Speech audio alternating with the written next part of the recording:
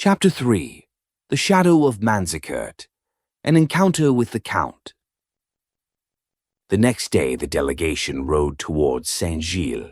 Verdant hills, scattered with scarlet poppies, shimmered in the summer haze.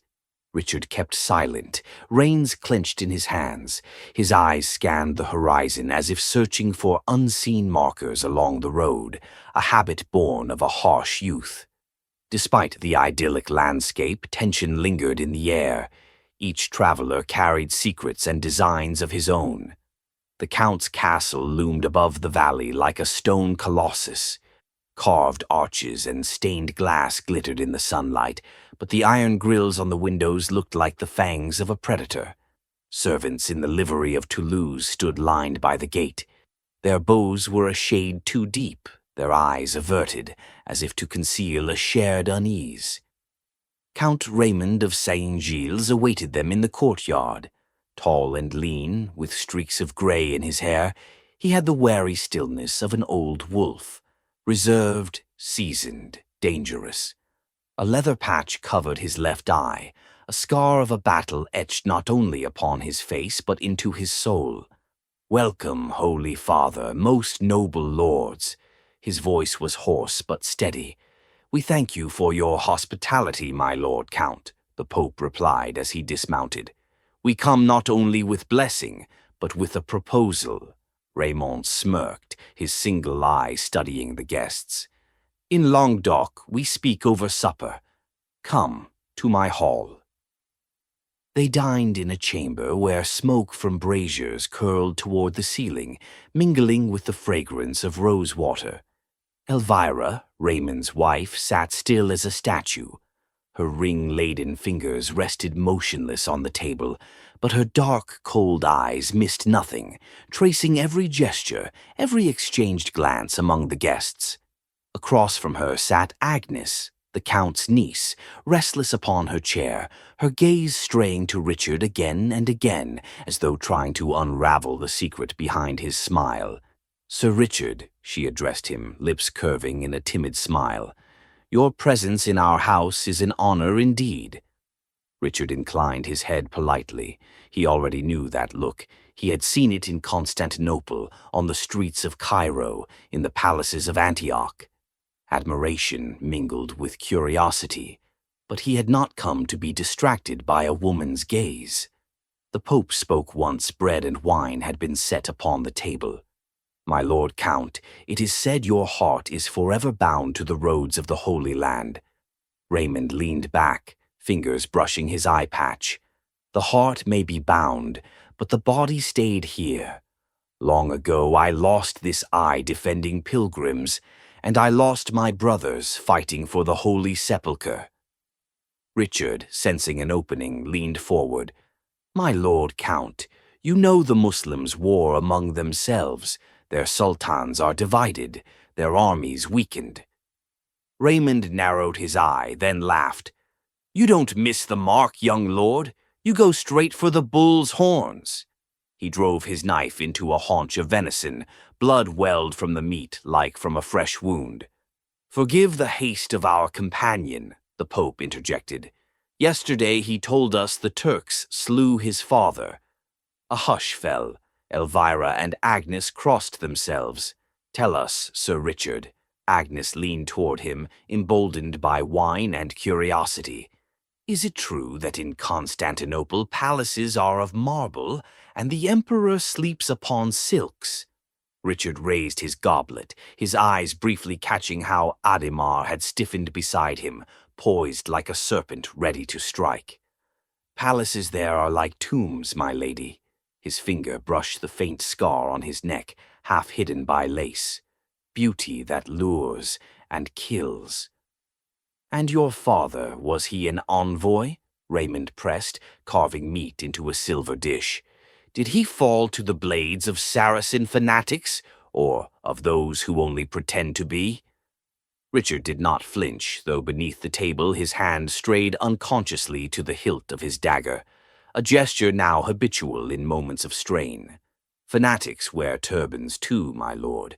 They spare not even pilgrims these days." Adhemar, until then silent, lifted his head as if waking from a trance. His thin, pale fingers clasped the cross upon his breast. "The Lord sends trials to cleanse our souls, and yours, my lord Count. How fares it after the loss of your companions at Jerusalem?" Raymond leaned back, his one eye narrowing. "My companions? They screamed, Bishop, when the Saracens cut them down, and he jabbed the knife toward his patch. I fled. Now I sleep with one eye always open." Elvira placed her hand upon his wrist, but the Count withdrew. Her fingers froze upon the cloth, nails sinking into the brocade. "Raymond, you always dreamed of something greater, did you not?" Her words hung in the smoky air. Raymond slowly turned his head, his single eye fixing first on her, then with glacial calm on Richard. The knife in his hand was very still. Episode 2. Inspiration for Dessert. You wish to atone for flight? Pope Urban rose slowly, his shadow crawling along the wall until it merged with the figure of the archangel upon the tapestry. "Then lead the army back. Jerusalem is cracking at the seams. The sultans tear at each other like dogs. The time to strike is now." Raymond froze.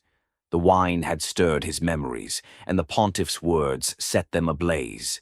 His scarred fingers strayed unconsciously to the medallion at his chest, a copper disc marked with a cross, gift of a fallen squire. Yet the moment he touched it, he clenched his fist, as if the metal had burned him. "You call that flight, Holy Father?" His voice was hollow, like a heartbeat echoing from beneath the earth. "I left half my men there. Had we not withdrawn, all would have perished." His hand brushed his face, and the patch slipped, revealing a livid scar like a gaping wound. Adhemar lifted his head, sensing weakness. "This time we do not offer you a pilgrimage." The bishop rose, his voice ringing like a taut string. "But power in the name of the Holy Church. You will be the sword of God, first at the gates of paradise, and at the gates of Jerusalem." "A sword?" Raymond leapt to his feet, his chair crashing to the stone floor. His towering, jagged shadow fell across the tapestry of Manzikert, where Turks cut down Christians and their blood bled into the purple threads. "To take Jerusalem will require thousands, hundreds of thousands of swords." He tore the cord from his neck. The medallion struck the table with a sharp clang. "Else our sacrifices will again be in vain." "Sacrifices for the Lord are never in vain," Adhemar retorted. "All who fall in his name shall inherit eternal life and eternal glory. Or have you forgotten, Count?" Raymond sank back into his high-backed chair, studying the bishop intently. "No, Bishop, I have not forgotten. But our purpose, to expand Christ's realm on this earth, we have not achieved. We shall achieve it, and God shall help us." Pope Urban lifted the medallion. Its cross shimmered in the candlelight. "For this time our preaching shall summon far more warriors of Christ, knights of France, Flanders, Castile." He inclined his head toward Elvira. "And the gold of Byzantium." Raymond's eye wavered as it fell upon the medallion in the Pope's hand. For a moment he was once more the youth who believed that, by defending pilgrims on the road to the Holy Sepulchre, he served the Lord as Michael himself, striking demons from the heavens. Adhemar stepped forward, his robe flaring like wings. "Imagine, your banner the first to rise above Jerusalem's walls, your name forever a legend." Raymond straightened.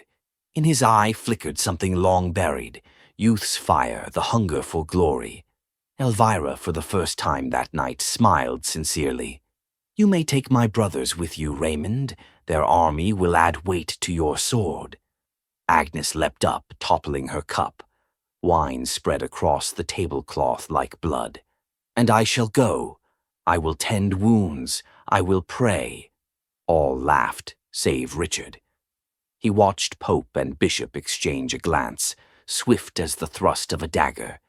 They had bought him, he realized, with lands, with glory, with gold, with hollow promises, as he had bought them before, in the pompous halls of St. Peter's. I bless your crusade. Urban raised his hands, though his eyes lingered upon the Byzantine reliquaries Richard's men had borne as gifts. May angels guide your every step. Richard bowed, hiding a smirk. Angels or men? He stepped out into the garden for air, but light footsteps whispered after him. You lie so artfully. Agnes pressed herself to a column, her voice trembling. As though you play a role.